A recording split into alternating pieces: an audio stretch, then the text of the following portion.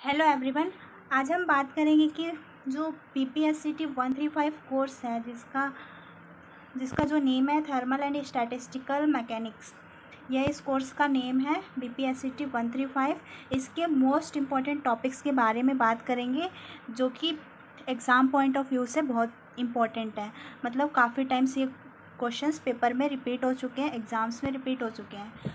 तो first topic है relation between entropy S and thermodynamic probability W. ये जो क्वेश्चन है एग्ज़ाम में काफ़ी बार रिपीट हो चुका है। इसमें हमें इसकी डेरिवेशन प्रूफ करनी होती है जो कि 5 मार्क्स की आती है। ठीक है, जिस डेरिवेशन किसकी, एंट्रोपी एस और थर्मोडाइनमिक प्रोबेबिलिटी डब्ल्यू के बीच में हमें रिलेशन शो करना होता है। इसका जो रिलेशन होता है s is equal to k b into l n W.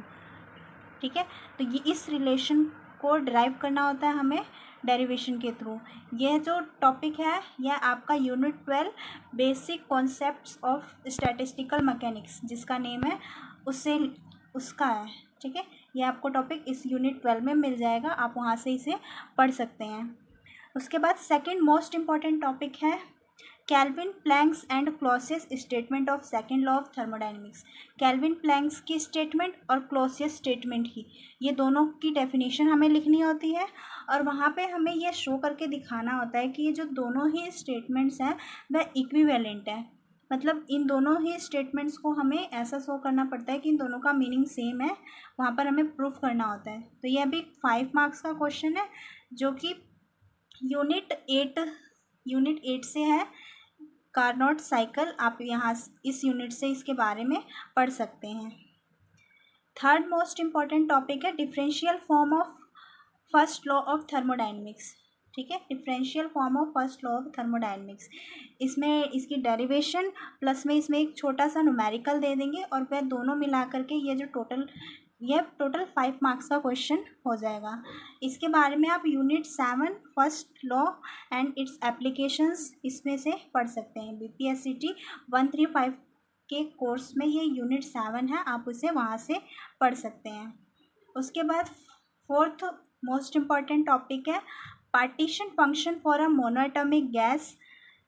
इसकी डेफिनेशन कि what is partition function and इसकी पार्टीशन फंक्शन की डेरिवेशन किसके लिए, मोनोएटॉमिक गैस के लिए। यहाँ पे जो गैस होगी वो आइडियल गैस होगी, आइडियल मोनोएटॉमिक गैस के लिए हमें इसकी पार्टीशन फंक्शन की डेरिवेशन और इसकी डेफिनेशन दोनों लिखनी होती है और ये टोटल 10 मार्क्स का आता है।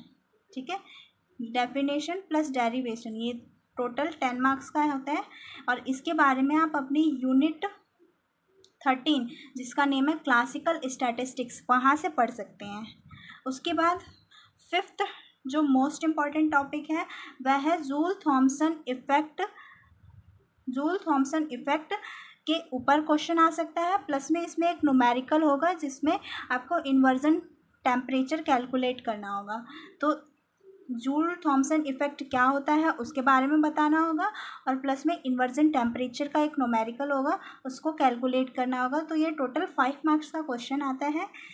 इसके बारे में आप यूनिट 10 द थर्मोडाइनमिक पोटेंशियल, बीपीएससीटी 135 के यूनिट 10 से इसके बारे में आप पढ़ सकते हैं जिसका नेम है द थर्मोडाइनमिक पोटेंशियल। ठीक है, उसके बाद नेक्स्ट है सिक्स्थ मोस्ट इम्पॉर्टेंट टॉपिक जो है thermodynamics laws in terms of entropy.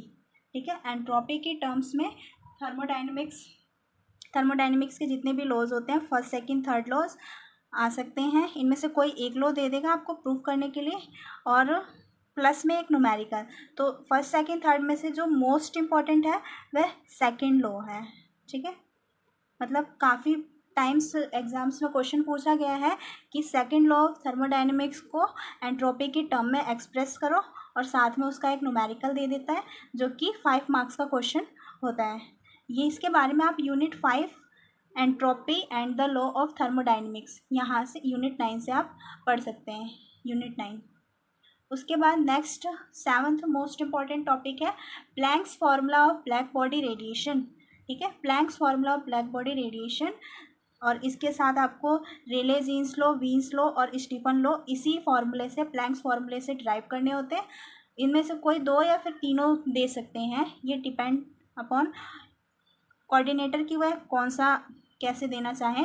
तो ये जो टोटल क्वेश्चन आता है ये टोटल 10 मार्क्स का क्वेश्चन आता है। अगर ब्लैंक फॉर्मूले पे कोई क्वेश्चन आता है तो वह 10 मार्क्स का क्वेश्चन आता है। इसके बारे में आप यूनिट 11 से थ्योरी ऑफ रेडिएशन जिसका नेम है वहाँ से पढ़ सकते हैं। थ्योरी ऑफ रेडिएशन में यह टॉपिक आपको मिल जाएगा। उसके बाद है क्लॉसियस क्लैपेरॉन इक्वेशन, इसकी डेरिवेशन आती है जो कि 5 मार्क्स की होती है। इसके बारे में आप यूनिट 10 द थर्मोडायनेमिक पोटेंशियल यहाँ से पढ़ सकते हैं। उसके बाद जो मोस्ट इम्पॉर्टेंट टॉपिक है वह है Bose Einstein distribution function and Fermi Dirac distribution function. इन दोनों में से कोई एक भी डेरिवेशन आती है तो वह कम्प्लीटली 10 मार्क्स की होती है, ठीक है। और इसके बारे में आप यूनिट 14 क्वांटम स्टैटिस्टिक्स, ये स्टैटिस्टिकल मैकेनिक्स का पार्ट है जिसमें जो आपका यूनिट 14 है उसमें ये दोनों डेरिवेशंस गिवन है, आप वहाँ से इसे पढ़ सकते हैं, ठीक है। उसके बाद 10th जो मोस्ट इम्पॉर्टेंट टॉपिक है deduction from the equation of state. Equation of state से हमें ये दो फार्मूलाज ड्राइव करने होते हैं, या तो एग्ज़ाम में ये दोनों ही फार्मूलाज दे सकते हैं ड्राइव करने के लिए, या फिर इनमें से कोई एक, और प्लस में उसका एक न्यूमेरिकल। तो वह क्वेश्चन जो बनेगा 5 मार्क्स का बनेगा। और यह है यूनिट 6 द ज़ीरोथ लॉ, यहाँ से आप इसके बारे में पढ़ सकते हैं।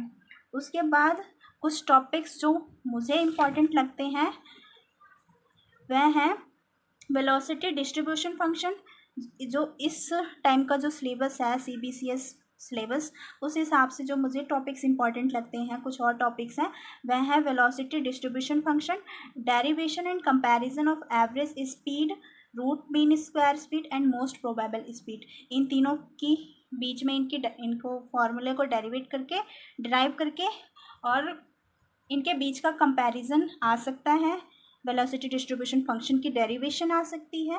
ये दोनों टॉपिक्स यूनिट 2 के हैं जिसका नेम है molecular velocity distribution function. And one most important topic TDS equation, जो इस हिसाब से इस बार मुझे इम्पॉर्टेंट लगता है क्योंकि ये असाइनमेंट में भी क्वेश्चन गिवन है। इसका जो टॉपिक है यूनिट 10 द थर्मोडायनेमिक पोटेंशियल।